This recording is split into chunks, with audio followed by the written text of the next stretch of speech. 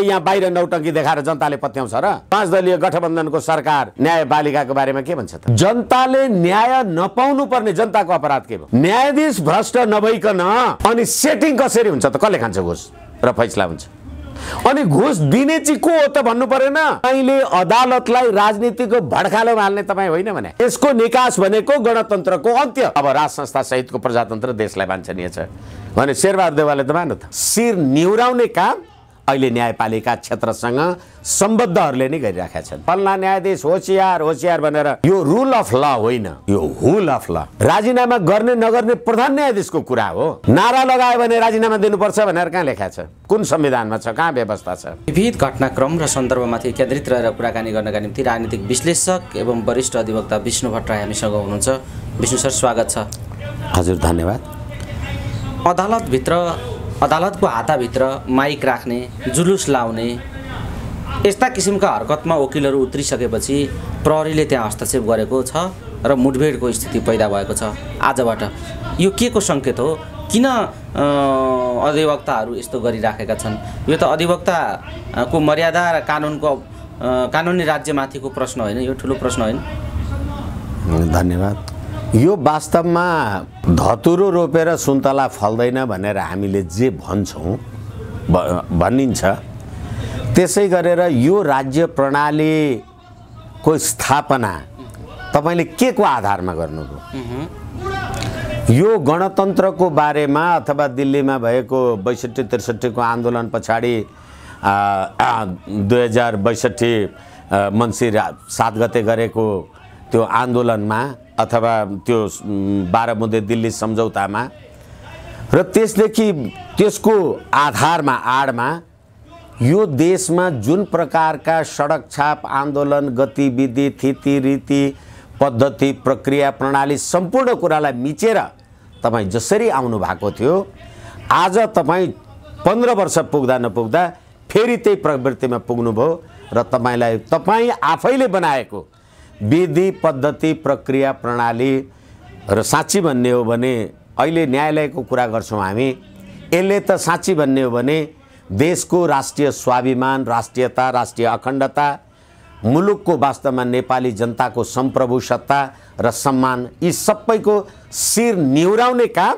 अहिले न्यायपालिका क्षेत्रसँग सम्बद्धहरूले नै गरिराखेका छन् र यो निन्दनीय विषय हो। जसरी गरिराखेका छन् र यो मुठभेडतिर लगे नि, आजदेखि धकेल मुक्कामुक्की र हानान, त्यसमा पनि प्रहरी र वकिलहरू जसले प्रधान न्यायाधीशले राजीनामा गर्नुपर्छ भन्ने एजेन्डा राखेर आन्दोलन गरिराखेका छन्। एउटा धरना मौन विरोध गर्ने एउटा कुरा हो, कालोपट्टि बाँध्नेसम्म एउटा लोकतान्त्रिक परिपाटी हो, तर वकिलहरू मारपिटमा उत्रिने खालको स्थिति आउनु, तीभित्र माइक बजाउनु, अदालतभित्र हुलदुङ्गा गर्नु, जे पाए त्यही नारा जुलुस गर्नु, अमर्यादित भाषाहरू प्रयोग गर्नु, यो कस्तो खालको स्थिति बचाउन खोजेका हुन् र कस्तो सन्देश दिन खोजेका हुन् भन्ने प्रश्न त आयो नि। त्यसैले मैले कहिलेकाहीँ भन्ने गरेको छु, त्यो मुद्दाकै सिलसिलामा पनि मैले 2-3 चोटि इजलासमा पनि भन्ने गरेको छु, तपाईँ र मेरो बिचमा कुनै एउटा मुद्दा भयो, तपाईँ एउटा पार्टीको मान्छे हुनुहुँदो रहेछ, तपाईँसँग ठुलो जनबल रहेछ अथवा तपाईँसँग आफ्ना क्याडरहरू रहेछन्, मेरो कोही रहेछ भने न्यायाधीशले मुद्दा सुनवाई गर्दै गर्दा फल्ना न्यायाधीश होशियार होशियार भनेर सडकमा नारा लगाउने जे हामीले प्रवृत्ति देखाएका थियौँ, अथवा त्यो आङकामी शेर्पाको मुद्दामा जिल्ला अदालतमा जे देखाएका थियौँ, यो रुल अफ ल होइन, यो हुल अफ ल। जसले हुल गर्यो, जसले बदतमिजी गर्यो, हिजो यही देशका यही अदालतका यिनै सर्वोच्च अदालत लगायतका तमाम कानुन व्यवसायीहरू यो संविधान हामीले उत्कृष्ट संविधान लिएर आयौँ र विधिको शासनको कुरा हुन्छ, अब यहाँ राजाको हुकुम चल्दैन भन्थे। अहिले प्रधान न्यायाधीशले राजीनामा गर्ने नगर्ने प्रधान न्यायाधीशको कुरा हो। तपाईले कसैलाई राजीनामा गर भनेर नारा लगाउने बित्तिकै नारा लगायो भने राजीनामा दिनुपर्छ भनेर कहाँ लेखा छ? कुन संविधानमा छ? कहाँ व्यवस्था छ?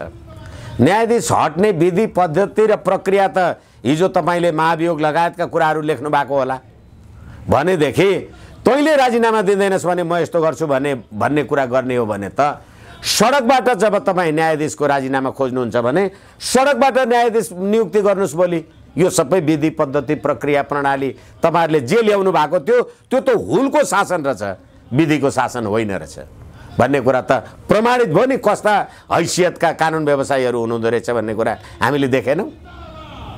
यिनै कानुन व्यवसायी होइनन्, शेरबहादुर देउवाको वकिल भएर शेरबहादुर देउवाको विपक्षीमा अग्निप्रसाद सापकोटा सभामुखलाई बनाएर अनि शेरबहादुर देउवाको रिट निवेदन दर्ता भएपछि अग्निप्रसाद सापकोटाकोमा यिनै कानुन व्यवसायीहरू गएर होइन यो लिखित जवाफ लेख्नुपर्छ, यसो गरेन भने प्रधानमन्त्री हार्दैन, यस्तो गर्नुपर्छ भने वादी र प्रतिवादीको वकिल हुने यिनै वकिलहरू होइनन्। अनि तिनै वकिलको कुरा सुनेर फैसला गर्ने यही अदालत होइन।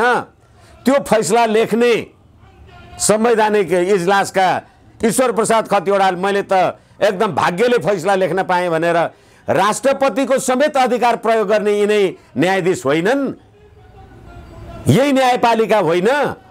अनि त्यहाँबाट तपाईँले सर्व अदालतका न्यायाधीशहरूमा कार्यक्षमताको अभाव छ भनेर चोलेन्द्र शमशेर कहाँ डेलिगेसन गएर चोलेन्द्र शमशेर चाहिँ योग्य, अरू सबै अयोग्य भन्ने यिनै वकिल होइनन्। अनि आज चोलेन्द्र शमशेरले मन्त्री परिषदमा कार्यकारिणीमा भाग खोज्यो भने फैसला लेख्ने तपाईँ, फैसलामा सही गर्ने अरू 4 जना, मसँगैका अरू 4 जना, अनि भाग चाहिँ मैले मात्रै मागेँ होला कि हामी 5 जनाले माग्यौँ होला। अनि जसले भाग माग्यो भनेको छ अनि त्यो भाग दिएर सरकार बनाउने, खोइ त 5 दलीय गठबन्धनको सरकार न्यायपालिकाको बारेमा के भन्छ त? यसै कारणले गर्दाखेरि यो विधिको पद्धतिको शासन रहेन, यो निरङ्कुशता हो। अहिले म तपाईँलाई भनौँ, सर्वोच्च अदालत पार्लियामेन्ट भयो। धेरै मान्छेहरूले भन्छन् कसरी भयो भने जसरी प्रतिनिधि सभाको बैठक शेरबहादुर देउवाजी सत्तापक्षले बोलाउनुहुन्छ र केपी ओलीहरूले संसद अवरुद्ध गर्नुहुन्छ, त्यसै गरेर ठ्याक्कै चोलेन्द्र शमशेरले कजलिस निकाल्नुहुन्छ, बाँकी न्यायाधीशहरूले इजलास बहिष्कार गर्नुहुन्छ। जनताले न्याय नपाउनु पर्ने जनताको अपराध के भयो? तपाईँलाई म भनौँ, अस्ति 10 गते एउटा अखबारले लेख्यो, ललिता निवास प्रकरणका प्रतिवादी विजय कुमार गजदार सेटिङ गराएर रु 10 लाख धरौटीमा यति असार 30 गते रिहा भए भने सेटिङ कहाँ रहेछ? र पृथ्वीनारायण शाहले दिव्य उपदेशमा भनेका थिए घुस लिने र घुस दिने राष्ट्रका शत्रु हुन्, यिनीहरूको त ज्यान प्राण लिए पनि पाप लाग्दैन भनेपछि न्यायाधीश भ्रष्ट नभइकन अनि सेटिङ कसरी हुन्छ त? कसले खान्छ घुस र फैसला हुन्छ? अनि घुस दिने चाहिँ को हो त भन्नु परेन? चोलेन्द्र शमशेरले घुस खायो अथवा त्यसले खायो भने अदालतमा भ्रष्टाचार, व्यथिति, अराजकता छ भन्ने कुरामा त त्यो कमिटीमा त नेपाल बारको प्रतिनिधि पनि छ नि त। तपाईँले त्यो व्यथिति गर्ने भ्रष्टको नाउँ भन्नुहोस् त। तपाईँले हिजो संवैधानिक परिषदको बैठक संवैधानिक इजलासमा बहस गर्दाखेरि फल्ना न्यायाधीश इजलासमा बस्न पाउँदैन भन्दा तपाईँले भनेका न्यायाधीश राख्दै थियो त। अनि हिजो तपाईँले भने यस्तो फैसला आएको होइन भने अहिले तपाईँ आफै विधि पद्धति प्रक्रिया र प्रणाली बाहिर गएर हात हाल र जङ्गली राजको कुरा गर्नुहुन्छ भने यो गणतन्त्रको अवसानको समय हो। तपाईँले यसो भन्दै गर्दा नि जसरी गतिरोध पैदा भएको छ यसको निकास के भन्ने कुरा आयो क्या? अब यसको निकास छैन। कसरी गन्तव्य कता जान्छ? होइन, यसको निकास छैन। किनभनेदेखि तपाईँले संवैधानिक परिषद बनाउनु भयो, संवैधानिक परिषदले संवैधानिक पदहरूमा खाली रहेका पदहरूमा नियुक्तिको सिफारिस गर्छ एकैछिन धैर्यताको लागि। त्यो संवैधानिक परिषदमा सभामुख हुन्छ, प्रधानमन्त्री हुन्छ, प्रधान न्यायाधीश हुन्छ, उपसभामुख हुन्छ। अब त्यहाँ 20 वटा पद खाली रहेछन् त सभामुखले 2 जनाको नाउँ भन्यो, रामप्रसादले 3 जनाको भन्यो भने प्रधान न्यायाधीश पनि सदस्य हुन्छ अनि उसले 3 जनाको नाउँ भन्यो भनेपछि ती मान्छे संवैधानिक पदमा सिफारिस भएर आयो भने त्यो संवैधानिक परिषदमा बसेको प्रधान न्यायाधीशले राजनीति गर्यो कि कर्तव्यको पालन गर्यो? अब राजनीति गर्यो भन्नुहुन्छ, तपाईँले किन संवैधानिक परिषदमा प्रधान न्यायाधीशलाई राख्नुभयो। प्रधान न्यायाधीश राखेपछि त यो मान्छे ठिक छ भनेर प्रधान न्यायाधीशले विचार दियो भने त्यही विचार दिने अग्निप्रसाद सापकोटाले दिएको विचार, शेरबहादुर देउवाले दिएको विचार चाहिँ राज्य सत्ता सञ्चालनको लागि काम लाग्ने, प्रधान न्यायाधीशले दिएको विचार चाहिँ त्यो असंवैधानिक हुने। फेरि त्यति मात्रै होइन, म प्रधान न्यायाधीश, मलाई संवैधानिक परिषदमा राख्नु भएको छ, म समेत बसेर भएको नियुक्तिको सिफारिसमा अब मेरै इजलासमा मैले रामप्रसाद ठिक छ भनेको थिएँ, श्यामप्रसाद चाहिँ रिट निवेदन लिएर आयो। होइन, त्यो रामप्रसाद भन्दा म श्यामप्रसाद संवैधान र कानुनले म योग्य छु भन्यो भने संवैधानिक इजलास मेरै अध्यक्षतामा बस्नुपर्छ। कस्तो प्रणाली बनाउनु भएको रहेछ। त्यति मात्रै होइन, संवैधानिक परिषदले सिफारिस गरेपछि अब संसदीय सुनवाईमा जानु पर्यो। तपाईलाई न्यायाधीशको लागि सिफारिस गर्यो संवैधानिक परिषदले, अनि संसदीय दलको संसदीय समितिमा सुनवाई हुनको लागि त संसदीय समितिमा को हुन्छन्? सबै राजनीतिक दलका संसद सदस्य हुन्छन्। अनि राजनीतिक दलका संसद सदस्यले मलाई न्यायाधीश सिफारिस मन्जुर गरिदेऊ भन्नका लागि राजनीतिक दलहरूका ढोका चार्नु पर्यो कि परेन? म भने तपाईले अदालतलाई राजनीतिको भड्कालोमा हाल्ने तपाईँ होइन भने, यो प्रणाली होइन, यो संविधान होइन। अब तपाईँ निकास खोज्नुहुन्छ। यसको निकास भनेको गणतन्त्रको अन्त्य। यही कोर्सले गर्छ गणतन्त्रको अन्त्य हो। किनभनेदेखि हिजो यो गणतन्त्रको अन्त्य गर्ने कोर्स हो यो अदालतको। किनभने अदालतको होइन, यो संविधान, यो सरकार र यो पद्धति र प्रणाली अहिले जे भइराखेको छ, यसको प्रमाण शेरबहादुर देउवाले हिजो गणेशमान सिंहको स्मृति दिवसमा गणतन्त्र हामीले ल्याएको होइन, राजाले ल्याइदिएका हुन् भनेर भने। राजाले गणतन्त्र ल्याइदिएको रहेछ, तिमीहरूले थाम्न सकेनौ। त्यसैले राजाले अस्ति 26 गते भने अब राज संस्था सहितको प्रजातन्त्र देशलाई वाञ्छनीय छ भने शेरबहादुर देउवाले त मान्नु त। ठ्याक्कै एकैछिन अब एकैछिन यसमा म तपाईलाई निवेदन गरौँ। उहाँले भन्नुभयो सर्वोच्चको व्याख्या सबैले मान्नुपर्छ, संविधानमा समस्या आए प्रजातान्त्रिक विधिबाट समाधान गर्नुपर्छ। तपाईले भने जस्तो अदालतमा वकिल भएर कुटाकुट गर्ने त्यही हो समस्याको संवैधानिक समाधान, प्रजातान्त्रिक समाधान। अनि त्यही प्रजातान्त्रिक समाधान गर्नका लागि तपाईँ शेरबहादुर देउवाले के पहल गर्नुभयो? किनभने तपाईँ आफै परमादेशबाट सौदाबाजी गरेर आउनु भएको, पृथ्वीनारायण शाहले भने जस्तो घुस लिने र घुस दिने राज्यका शत्रु हुन् भने जस्तो तपाईँहरू सेटिङ गर्ने र गराउने। किनभनेदेखि तपाईँकै पार्टीको उपाध्यक्ष 10 लाख सेटिङमा छुट्यो भनेर त अखबारमा आइरहेछ। विशेष छ ठ्याक्कै नि एउटा कुरा, यो सेटिङ त व्यापक भ्रष्टाचारका सेटिङका अब ककसका के उद्रिँदै जान्छन् यो हेर्न बाँकी छ।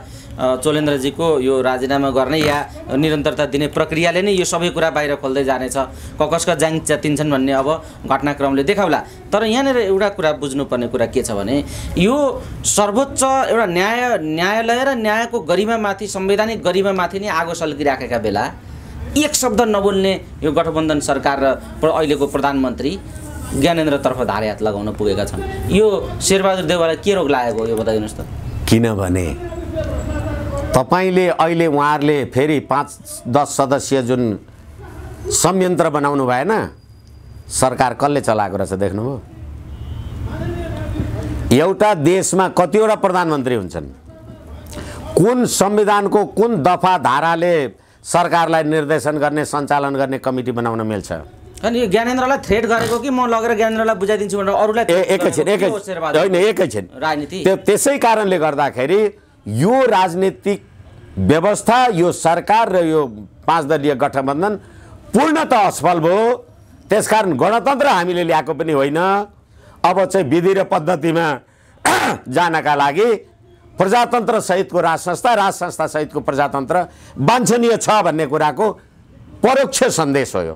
किनभने एमसीसीलाई चिठी लेख्यौँ भन्ने प्रचण्ड र शेरबहादुर देउवाको टन्टा, एमसीसीको दफा 5ले नेपालको सम्प्रभुता त अमेरिकाको नियन्त्रणमा पो पुग्यो त भनेर चिठी लेख्ने ज्ञानेन्द्रबहादुर कार्की भनेपछि अब राज संस्थाको पुनर्स्थापना, पुनर्बहाली अथवा राज संस्था सहितको प्रजातन्त्र बिना नेपाल र नेपालीको सर्वोत्तम हित कल्याण छैन भन्ने कुराको प्रमाण हो। शेरबहादुरले त्यही सन्देश देखाउन्, मैले त्यही बुझ्छु। जसरी अदालतभित्र बबन्डर छ यही बेला राजनीतिको गतिरोध जुन यो जटिल स्थितिमा मडारिएको स्थिति छ यही बेला सेनापतिलाई भारत जाने साइत जुरेको छ। यो संयोग मात्रै हो कि त्यहाँ अरू कुरा पनि हुनसक्छ, के लाग्छ तपाईँलाई? यो भद्रकाली के हेर्छ यो अदालत? होइन, कूटनीतिक कुराहरू यो चाहिँ हुनै सक्दैन भन्न सकिँदैन, तर नेपालको राजनीतिमा यिनै विमलेन्द्र निधि भन्ने मानिस गृहमन्त्री भएको बेलामा आइजिपी को नियुक्ति पनि भारतीय इच्छा बमोजिम इसारामा गरे भन्ने कुरा हामीले सुनेकै हो। केपी शर्मा ओलीजी प्रधानमन्त्री हुँदा सामन्त गोयल आएर के बबन्डर भयो त्यो पनि हामीले सुनेकै हो। त्यतिखेर मुकुन्द नरवणे नेपालको मानार्थ प्रधान सेनापति राष्ट्रपतिजीसँग लिन आउँदाखेरि त्यतिखेरका प्रधान सेनापति र मुकुन्द नरवणेका बीचमा कुरा आउँदा सैन्य कूटनीतिद्वारा पनि विवादहरू समाधान गर्न सकिन्छ भनिएकै हो। श्याम शरणले औपचारिक रूपमा नेपाल र भारतको युगौं पुरानो सम्बन्ध कुनै पुरानो कागज प्रमाण आदि इत्यादि सन्धि सम्झौता ल्याउँदैमा लिपुलेख लिम्पियाधुरा र कालापानीको विषय हामी छोड्दैनौँ भनेर पनि भनेकै हो। यसकारणले गर्दाखेरि सम्भावनालाई इन्कार गर्न सकिँदैन, तर अहिलेको नेपालका राजनीतिक दलहरू र नेताहरूको गाई जात्रा हेरेर हाम्रो उत्तर र दक्षिण मात्र होइन कि संसारका हाम्रा शुभेच्छुकहरू पनि चाहिँ यो राज्य व्यवस्था नेपालका लागि अफाप सिद्ध रहेछ भन्ने निष्कर्षमा पुगेको हुनुपर्छ र हुनसक्छ यसमा सैन्य कूटनीति पनि काम लागोस्। सैन्य कूटनीति काम लागोस्, शुभेच्छा छ, त्यो एउटा ठाउँमा रह्यो, पक्कै पनि भइराखेको होला, तर कुनै प्रतिक्रिया छैन। अदालत यस्तो स्थिति छ, दलहरू यो किचलो गरिरहेका छन्, परमादेशबाट चाहिँदैन। तपाईँ कसरी प्रतिक्रिया दिन सक्नुहुन्छ? सङ्गठित शक्ति भनेको त सेना नै बाँकी रह्यो, अदालत त सिधैसक्यो। अब होइन, तपाईँ कसरी प्रतिक्रिया दिन सक्नुहुन्छ? हिजो तपाईँहरू आफै सेटिङ मिलाएर परमादेशको सरकार बनाउनु भयो, हिजो तपाईँहरू आफै राष्ट्रपतिको अधिकार आफै प्रयोग गर्नुभयो, हिजो संविधानको धारा 89 गले दल त्याग गर्दा अरू सदस्यहरूको दल गयो, माधव नेपालहरूको दल गएन, त्यो सम्पूर्ण गतिविधिहरूमा तपाईँहरूको संलग्नता छ। न्यायाधीश नियुक्ति गर्ने न्याय परिषदमा यिनै वकिलको प्रतिनिधित्व छ। अदालतमा भ्रष्टाचार छ भन्ने हरिकृष्ण कार्कीको कमिटीमा यिनै वकिलहरू प्रतिनिधि बसेका छन्, अनि अहिले यहाँ बाहिर नौटङ्की देखाएर जनताले पत्याउँछ र? यस कारणले गर्दाखेरि यो प्रणालीको अन्त्य नै यसको विकल्प हो। अदालतको हाताभित्र माइक राख्ने, जुलुस लाउने यस्ता किसिमका हरकतमा वकिलहरू उत्रिसकेपछि प्रहरीले त्यहाँ हस्तक्षेप गरेको छ र मुठभेडको स्थिति पैदा भएको छ आजबाट। यो के को सङ्केत हो? किन अधिवक्ताहरू यस्तो गरिराखेका छन्? यो त अधिवक्ताको मर्यादा र कानुनी राज्यमाथिको प्रश्न होइन, यो ठुलो प्रश्न होइन? धन्यवाद। यो वास्तवमा धतुरो रोपेर सुन्तला फल्दैन भनेर हामीले जे भनिन्छ त्यसै गरेर यो राज्य प्रणालीको स्थापना तपाईँले के को आधारमा गर्नुभयो? यो गणतन्त्रको बारेमा अथवा दिल्लीमा भएको 62-63 को आन्दोलन पछाडि 2062 मङ्सिर 7 गते गरेको त्यो आन्दोलनमा अथवा त्यो 12 बुँदे दिल्ली सम्झौतामा र त्यसको आधारमा आडमा यो देशमा जुन प्रकारका सडक छाप आन्दोलन गतिविधि थिति रीति पद्धति प्रक्रिया प्रणाली सम्पूर्ण कुरालाई मिचेर तपाईँ जसरी आउनु भएको थियो, आज तपाईँ 15 वर्ष पुग्दा नपुग्दा फेरि त्यही प्रवृत्तिमा पुग्नुभयो र तपाईँ आफैले बनाएको विधि पद्धति प्रक्रिया प्रणाली र साँच्ची भन्ने हो भने अहिले न्यायालयको कुरा गर्छौँ हामी, यसले त साँच्ची भन्ने हो भने देशको राष्ट्रिय स्वाभिमान, राष्ट्रियता, राष्ट्रिय अखण्डता, मुलुकको वास्तवमा नेपाली जनताको सम्प्रभु सत्ता र सम्मान यी सबैको शिर निहुराउने काम अहिले न्यायपालिका क्षेत्रसँग सम्बद्धहरूले नै गरिराखेका छन् र यो निन्दनीय विषय हो। जसरी गरिराखेका छन् र यो मुठभेडतिर लगे नि, आजदेखि धकेल मुक्कामुक्की र हानान, त्यसमा पनि प्रहरी र वकिलहरू जसले प्रधान न्यायाधीशले राजीनामा गर्नुपर्छ भन्ने एजेन्डा राखेर आन्दोलन गरिराखेका छन्। एउटा धरना मौन विरोध गर्ने एउटा कुरा हो, कालोपट्टि बाँध्नेसम्म एउटा लोकतान्त्रिक परिपाटी हो, तर वकिलहरू मारपिटमा उत्रिने खालको स्थिति आउनु, तीभित्र माइक बजाउनु, अदालतभित्र हुलदुङ्गा गर्नु, जे पाए त्यही नारा जुलुस गर्नु, अमर्यादित भाषाहरू प्रयोग गर्नु, यो कस्तो खालको स्थिति बचाउन खोजेका हुन् र कस्तो सन्देश दिन खोजेका हुन् भन्ने प्रश्न त आयो नि। त्यसैले मैले कहिलेकाहीँ भन्ने गरेको छु, त्यो मुद्दाकै सिलसिलामा पनि मैले 2-3 चोटि इजलासमा पनि भन्ने गरेको छु, तपाईँ र मेरो बिचमा कुनै एउटा मुद्दा भयो, तपाईँ एउटा पार्टीको मान्छे हुनुहुँदो रहेछ, तपाईँसँग ठुलो जनबल रहेछ अथवा तपाईँसँग आफ्ना क्याडरहरू रहेछन्, मेरो कोही रहेछ भने न्यायाधीशले मुद्दा सुनवाई गर्दै गर्दा फल्ना न्यायाधीश होसियार होसियार भनेर सडकमा नारा लगाउने जे हामीले प्रवृत्ति देखाएका थियौँ, अथवा त्यो आङकामी शेर्पाको मुद्दामा जिल्ला अदालतमा जे देखाएका थियौँ, यो रुल अफ ल होइन, यो हुल अफ ल। जसले हुल गर्यो, जसले बदतमिजी गर्यो, हिजो यही देशका यही अदालतका यिनै सर्वोच्च अदालत लगायतका तमाम कानुन व्यवसायीहरू यो संविधान हामीले उत्कृष्ट संविधान लिएर आयौँ र विधिको शासनको कुरा हुन्छ, अब यहाँ राजाको हुकुम चल्दैन भन्थे। अहिले प्रधान न्यायाधीशले राजीनामा गर्ने नगर्ने प्रधान न्यायाधीशको कुरा हो।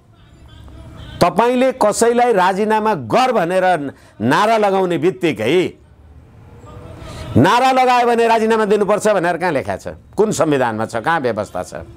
न्यायाधीश हट्ने विधि पद्धति र प्रक्रिया त हिजो तपाईले महाभियोग लगायतका कुराहरू लेख्नु भएको होला। भनेदेखि तैँले राजीनामा दिँदैनस् भने म यस्तो गर्छु भन्ने कुरा गर्ने हो भने त सडकबाट जब तपाईँ न्यायाधीशको राजीनामा खोज्नुहुन्छ भने सडकबाट न्यायाधीश नियुक्ति गर्नुहोस् भोलि। यो सबै विधि पद्धति प्रक्रिया प्रणाली तपाईहरुले जे ल्याउनु भएको थियो त्यो त हुलको शासन रहेछ, विधिको शासन होइन रहेछ भन्ने कुरा त प्रमाणित भयो नि। कस्ता हैसियतका कानुन व्यवसायीहरू हुनुहुँदो रहेछ भन्ने कुरा हामीले देखेनौँ।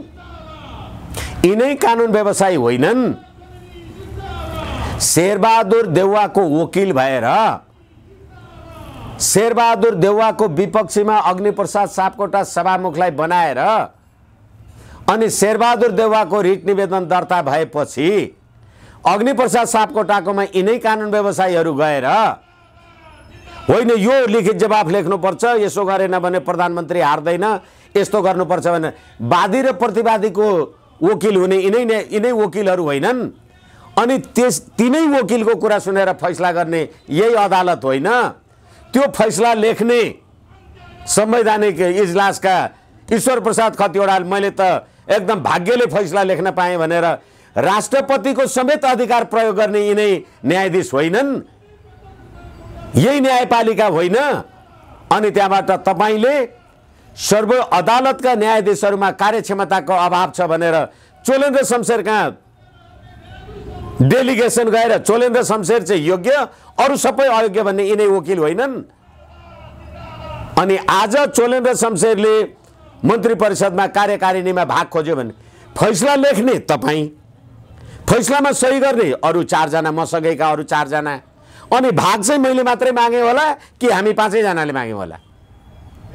अनि जसले भाग माग्यो भनेको छ अनि त्यो भाग दिएर सरकार बनाउने, खोइ त 5 दलीय गठबन्धनको सरकार न्यायपालिकाको बारेमा के भन्छ त?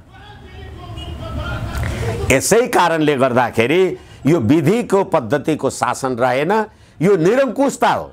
अहिले म तपाईलाई भनौँ सर्वोच्च अदालत पार्लियामेन्ट भयो। धेरै मान्छेहरूले भन्छन् कसरी भयो भने जसरी प्रतिनिधि सभाको बैठक शेरबहादुर देउवाजी सत्ता पक्षले बोलाउनुहुन्छ र केपी ओलीहरूले संसद अवरुद्ध गर्नुहुन्छ, त्यसै गरेर ठ्याक्कै चोलेन्द्र शमशेरले कजलिस निकाल्नुहुन्छ, बाँकी न्यायाधीशहरूले इजलास बहिष्कार गर्नुहुन्छ। जनताले न्याय नपाउनु पर्ने जनताको अपराध के भयो? तपाईलाई म भनौँ अस्ति 10 गते एउटा अखबारले लेख्यो ललिता निवास प्रकरणका प्रतिवादी विजय कुमार गजदार सेटिङ गराएर रु 10 लाख धरौटीमा यति असार 30 गते रिहा भए भने सेटिङ कहाँ रहेछ? र पृथ्वीनारायण शाहले दिव्य उपदेशमा भनेका थिए घुस लिने र घुस दिने राष्ट्रका शत्रु हुन्, यिनीहरूको त ज्यान प्राण लिए पनि पाप लाग्दैन भनेपछि न्यायाधीश भ्रष्ट नभइकन अनि सेटिङ कसरी हुन्छ त? कसले खान्छ घुस र फैसला हुन्छ? अनि घुस दिने चाहिँ को हो त भन्नु परेन? झोलेन्द्र शमशेरले घुस खायो अथवा त्यसले खायो भने अदालतमा भ्रष्टाचार व्यथिति अराजकता छ भन्ने कुरामा त त्यो कमिटीमा त नेपाल बारको प्रतिनिधि पनि छ नि त। तपाईले त्यो व्यथिति गर्ने भ्रष्टको नाउँ भन्नुहोस् त। तपाईले हिजो संवैधानिक परिषदको बैठक संवैधानिक इजलासमा बहस गर्दाखेरि फल्ना न्यायाधीश इजलासमा बस्न पाउँदैन भन्दा तपाईले भनेका न्यायाधीश राख्दै थियो त। अनि हिजो तपाईले भने यस्तो फैसला आएको होइन भने अहिले तपाई आफै विधि पद्धति प्रक्रिया र प्रणाली बाहिर गएर हात हाल र जंगली राजको कुरा गर्नुहुन्छ भने यो गणतन्त्रको अवसानको समय हो। तपाईले यसो भन्दै गर्दा नि जस्तो जसरी गतिरोध पैदा भएको छ यसको निकास के भन्ने कुरा आयो क्या। अब यसको निकास छैन। कसरी गन्तव्य कता जान्छ? होइन, यसको निकास छैन। किनभनेदेखि तपाईले संवैधानिक परिषद बनाउनु भयो। संवैधानिक परिषदले संवैधानिक पदहरूमा खाली रहेका पदहरूमा नियुक्तिको सिफारिस गर्छ एकैछिन धैर्यताको लागि। त्यो संवैधानिक परिषदमा सभामुख हुन्छ, प्रधानमन्त्री हुन्छ, प्रधान न्यायाधीश हुन्छ, उपसभामुख हुन्छ। अब त्यहाँ 4वटा 20वटा पद खाली रहेछन् त सभामुखले 2 जनाको नाउँ भन्यो, रामप्रसादले 3 जनाको भन्यो भने प्रधान न्यायाधीश पनि सदस्य हुन्छ अनि उसले 3 जनाको नाउँ भन्यो भनेपछि ती मान्छे संवैधानिक पदमा सिफारिस भएर आयो भने त्यो संवैधानिक परिषदमा बसेको प्रधान न्यायाधीशले राजनीति गर्यो कि कर्तव्यको पालन गर्यो? अब राजनीति गर्यो भन्नुहुन्छ तपाईले किन संवैधानिक परिषदमा प्रधान न्यायाधीशलाई राख्नुभयो? प्रधान न्यायाधीश राखेपछि त यो मान्छे ठिक छ भनेर प्रधान न्यायाधीशले विचार दियो भने त्यही विचार दिने अग्निप्रसाद सापकोटाले दिएको विचार, शेरबहादुर देउवाले दिएको विचार चाहिँ राज्य सत्ता सञ्चालनको लागि काम लाग्ने, प्रधान न्यायाधीशले दिएको विचार चाहिँ त्यो असंवैधानिक हुने। फेरि त्यति मात्रै होइन, म प्रधान न्यायाधीश मलाई संवैधानिक परिषदमा राख्नु भएको छ। म समेत बसेर भएको नियुक्तिको सिफारिसमा अब मेरै इजलासमा मैले रामप्रसाद ठिक छ भनेको थिएँ, श्यामप्रसाद चाहिँ रिट निवेदन लिएर आयो। होइन, त्यो रामप्रसाद भन्दा म श्यामप्रसाद संवैधान र कानुनले म योग्य छु भन्यो भने संवैधानिक इजलास मेरै अध्यक्षतामा बस्नुपर्छ। कस्तो प्रणाली बनाउनु भएको रहेछ। त्यति मात्रै होइन, संवैधानिक परिषदले सिफारिस गरेपछि अब संसदीय सुनवाईमा जानु पर्यो। तपाईलाई न्यायाधीशको लागि सिफारिस गर्यो संवैधानिक परिषदले अनि संसदीय दलको संसदीय समितिमा सुनवाई हुनको लागि त संसदीय समितिमा को हुन्छन्? सबै राजनीतिक दलका संसद सदस्य हुन्छन्। अनि राजनीतिक दलका संसद सदस्यले मलाई न्यायाधीश सिफारिस मन्जुर गरिदेऊ भन्नका लागि राजनीतिक दलहरुका ढोका चार्नु पर्यो कि परेन? म भने तपाईले अदालतलाई राजनीतिको भड्कालो हाल्ने तपाई होइन भने यो प्रणाली होइन, यो संविधान होइन। अब तपाई निकास खोज्नुहुन्छ। यसको निकास भनेको गणतन्त्रको अन्त्य। यही कोर्सले गर्छ गणतन्त्रको अन्त्य हो। किनभनेदेखि हिजो यो गणतन्त्रको अन्त्य गर्ने कोर्स हो यो अदालतको। किनभने अदालतको होइन, यो संविधान, यो सरकार र यो पद्धति र प्रणाली अहिले जे भइराखेको छ यसको प्रमाण शेरबहादुर देउवाले हिजो गणेशमान सिंहको स्मृति दिवसमा गणतन्त्र हामीले ल्याएको होइन, राजाले ल्याइदिएका हुन् भनेर भने। राजाले गणतन्त्र ल्याइदिएको रहेछ, तिमीहरूले थाम्न सकेनौ। त्यसैले राजाले अस्ति 26 गते भने अब राज संस्था सहितको प्रजातन्त्र देशलाई वाञ्छनीय छ भने शेरबहादुर देउवाले त मान्नु त। ठ्याक्कै एकैछिन अब एकैछिन यसमा म तपाईलाई निवेदन गरौँ। उहाँले भन्नुभयो सर्वोच्चको व्याख्या सबैले मान्नुपर्छ, संविधानमा समस्या आए प्रजातान्त्रिक विधिबाट समाधान गर्नुपर्छ। तपाईले भने जस्तो अदालतमा वकिल भएर कुटाकुट गर्ने त्यही हो समस्याको संवैधानिक समाधान, प्रजातान्त्रिक समाधान। अनि त्यही प्रजातान्त्रिक समाधान गर्नका लागि तपाई शेरबहादुर देउवाले के पहल गर्नुभयो? किनभने तपाई आफै परमादेशबाट सौदाबाजी गरेर आउनु भएको। पृथ्वीनारायण शाहले भने जस्तो घुस लिने र घुस दिने राज्यका शत्रु हुन् भने जस्तो तपाईहरु सेटिङ गर्ने र गराउने। किनभनेदेखि तपाईँकै पार्टीको उपाध्यक्ष 10 लाख सेटिङमा छुट्यो भनेर त अखबारमा आइरहेछ। विशेष सर ठ्याक्कै नि एउटा कुरा यो सेटिङ त व्यापक भ्रष्टाचारका सेटिङका अब ककसका के उद्रिँदै जान्छन् यो हेर्न बाँकी छ। चोलेन्द्रजीको यो राजीनामा गर्ने या निरन्तरता दिने प्रक्रियाले नै यो सबै कुरा बाहिर खोल्दै जानेछ। ककसका जाङ च्यातिन्छन् भन्ने अब घटनाक्रमले देखाउला। तर यहाँनिर एउटा कुरा बुझ्नुपर्ने कुरा के छ भने यो सर्वोच्च एउटा न्यायालय र न्यायको गरिमामाथि संवैधानिक गरिमामाथि नै आगो सल्किराखेका बेला एक शब्द नबोल्ने यो गठबन्धन सरकार र अहिलेको प्रधानमन्त्री ज्ञानेन्द्रतर्फ धारे हात लगाउन पुगेका छन्। यो शेरबहादुर देउवालाई के रोग लागेको यो बताइदिनुहोस् त। किनभने तपाईँले अहिले उहाँहरूले फेरि 5-10 सदस्यीय जुन संयन्त्र बनाउनु भएन, सरकार कसले चलाएको रहेछ देख्नुभयो? एउटा देशमा कतिवटा प्रधानमन्त्री हुन्छन्, कुन संविधानको कुन दफा धाराले सरकारलाई निर्देशन गर्ने सञ्चालन गर्ने कमिटी बनाउन मिल्छ? अनि यो ज्ञानेन्द्रलाई थ्रेट गरेको कि म लगेर ज्ञानेन्द्रलाई बुझाइदिन्छु भनेर अरूलाई एकैछिन राजनीति। त्यसै कारणले गर्दाखेरि यो राजनीतिक व्यवस्था, यो सरकार र यो 5 दलीय गठबन्धन पूर्णतः असफल भयो। त्यसकारण गणतन्त्र हामीले ल्याएको पनि होइन। अब चाहिँ विधि र पद्धतिमा जानका लागि प्रजातन्त्र सहितको राज संस्था सहितको प्रजातन्त्र वाञ्छनीय छ भन्ने कुराको परोक्ष सन्देश हो यो। किनभने एमसीसीलाई चिठी लेख्यौँ भन्ने प्रचण्ड र शेरबहादुर देउवाको टन्टा, एमसीसीको दफा 5ले नेपालको सम्प्रभुता त अमेरिकाको नियन्त्रणमा पो पुग्यो त भनेर चिठी लेख्ने ज्ञानेन्द्रबहादुर कार्की भनेपछि अब राज संस्थाको पुनर्स्थापना पुनर्बहाली अथवा राज संस्था सहितको प्रजातन्त्र बिना नेपाल र नेपालीको सर्वोत्तम हित कल्याण छैन भन्ने कुराको प्रमाण हो। शेरबहादुरले त्यही सन्देश देखाउन्, मैले त्यही बुझ्छु। जसरी अदालतभित्र बबन्डर छ, यही बेला राजनीतिको गतिरोध जुन यो जटिल स्थितिमा मडारिएको स्थिति छ, यही बेला सेनापतिलाई भारत जाने साइत जुरेको छ। यो संयोग मात्रै हो कि त्यहाँ अरू कुरा पनि हुनसक्छ? के लाग्छ तपाईँलाई? यो भद्रकाली के हेर्छ यो अदालत? होइन, कूटनीतिक कुराहरू यो चाहिँ हुनै सक्दैन भन्न सकिँदैन। तर नेपालको राजनीतिमा यिनै विमलेन्द्र निधि भन्ने मानिस गृहमन्त्री भएको बेलामा आइजिपी को नियुक्ति पनि भारतीय इच्छा बमोजिम इसारामा गरे भन्ने कुरा हामीले सुनेकै हो। केपी शर्मा ओलीजी प्रधानमन्त्री हुँदा सामन्त गोयल आएर के बबन्डर भयो त्यो पनि हामीले सुनेकै हो। त्यतिखेर मुकुन्द नरवणे नेपालको मानार्थ प्रधान सेनापति राष्ट्रपतिजीसँग लिन आउँदाखेरि त्यतिखेरका प्रधान सेनापति र मुकुन्द नरवणेका बीचमा कुरा आउँदा सैन्य कूटनीतिद्वारा पनि विवादहरू समाधान गर्न सकिन्छ भनिएकै हो। श्याम शरणले औपचारिक रूपमा नेपाल र भारतको युगौं पुरानो सम्बन्ध कुनै पुरानो कागज प्रमाण आदि इत्यादि सन्धि सम्झौता ल्याउँदैमा लिपुलेख लिम्पियाधुरा र कालापानीको विषय हामी छोड्दैनौँ भनेर पनि भनेकै हो। यसकारणले गर्दाखेरि सम्भावनालाई इन्कार गर्न सकिँदैन।